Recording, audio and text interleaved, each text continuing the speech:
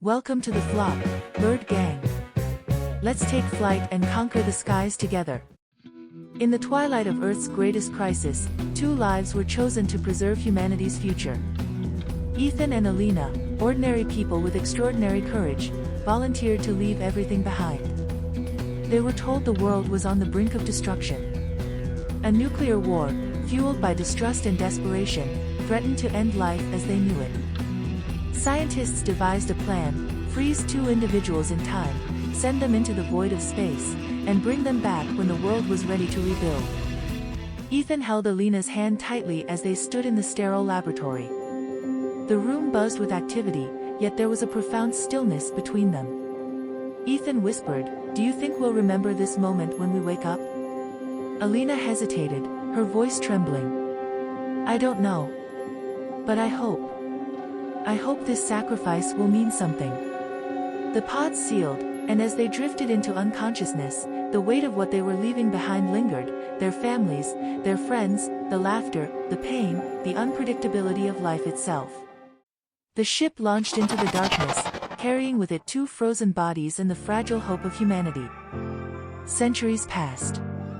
Earth turned, and time, indifferent to their mission, marched on.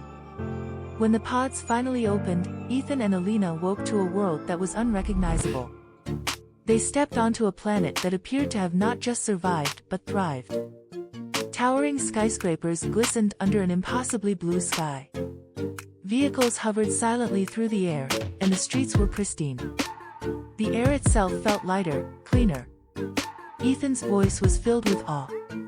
They did it. They saved everything. Alina nodded, her eyes scanning the city. It's perfect. Almost too perfect. Their exploration began with wonder and reverence. They wandered through the city, marveling at the advancements. Parks with vibrant greenery stretched endlessly, and cultural centers displayed works of art so precise they felt lifeless. People moved with a calm efficiency, their faces neutral, their interactions polite but distant. Public announcements echoed faintly, reminding citizens to maintain harmony and adhere to their schedules. Their first real interaction came when they met a young man sitting alone on a bench, staring at a glowing holographic display. Ethan, curious, approached him. "Hey, we're new here. What are you looking at?"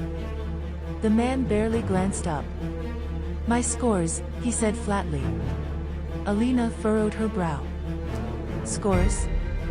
For what?" The man shrugged. "Everything. My personality, my IQ, my emotional stability. It determines my career, my relationships, my purpose." He paused, then added, almost bitterly, "It's all for the greater good." Ethan and Alina exchanged uneasy glances. Alina asked cautiously, "What if you don't agree with what the scores say?" The man laughed, a hollow sound. "Doesn't matter. The system is always right." As the days passed, their unease grew. They visited schools where children practiced music and mathematics with robotic precision, their faces devoid of joy or frustration. They attended public forums where citizens discussed assignments dictated by the system, their voices void of passion. They even toured residential areas, noticing how every home was identical, each tailored to the occupants' assigned roles and needs. Subtle cracks in the facade of perfection began to appear. A woman sat alone in a park, clutching a photo and wiping away silent tears. A father watched his son perform flawlessly in a sports competition, his applause tempered by a distant sadness. At night, Ethan and Alina talked in hushed tones, struggling to reconcile the society's beauty with its oppressive sameness. The turning point came when they stumbled upon a quiet rebellion.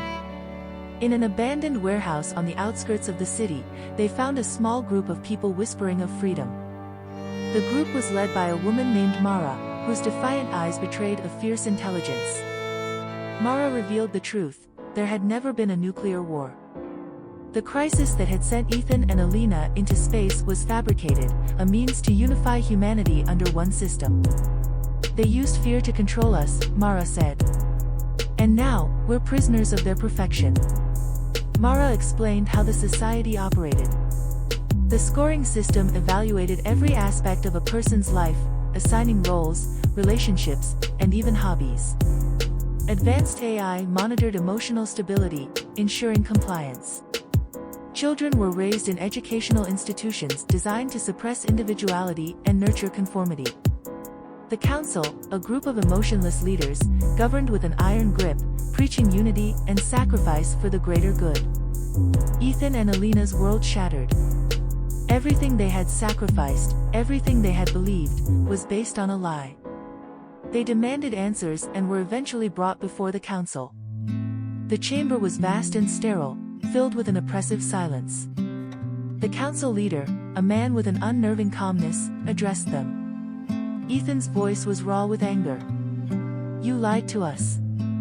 You lied to everyone." The leader responded calmly, "We eliminated war, poverty, and suffering. The lie was a small price to pay for peace." Alina, her voice trembling, asked, "But at what cost?" "You've erased choice. You've erased humanity." The Council leader leaned forward, his tone unyielding. "You call it erasing humanity. We call it saving it. Freedom brought chaos. Chaos brought destruction. This is the only way." As Ethan and Alina left the Council chambers, their minds swirled with conflicting emotions. Standing on a balcony overlooking the city, they grappled with the weight of what they had learned. Ethan said quietly, "Do we tell them? Do we let them know they were robbed of their freedom?" Alina stared at the city below, her voice barely a whisper. "Would it even matter? They don't know what freedom is anymore. Maybe they don't need it." The rebellion, however, believed otherwise. Mara and her team had devised a daring plan to hack the central system and broadcast the truth to the entire society. Ethan and Alina were torn. Joining the rebellion meant risking everything for an uncertain future. Remaining silent meant accepting a world devoid of choice.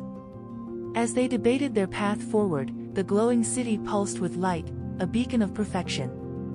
Ethan looked to Alina, his voice uncertain. "What if we're the ones who are wrong? Maybe they've found the answer." Alina didn't respond, her gaze fixed on the orderly streets below. After a long pause, she whispered, "Or maybe the real answer was lost when they stopped asking the question." The story ends not with an answer, but with a mirror held to you. Is it better to live in a world of perfect harmony, where every need is met but choice is surrendered, or in a world of chaos and freedom? Share your thoughts in the comments, and if this question made you think, don't forget to like and subscribe for more.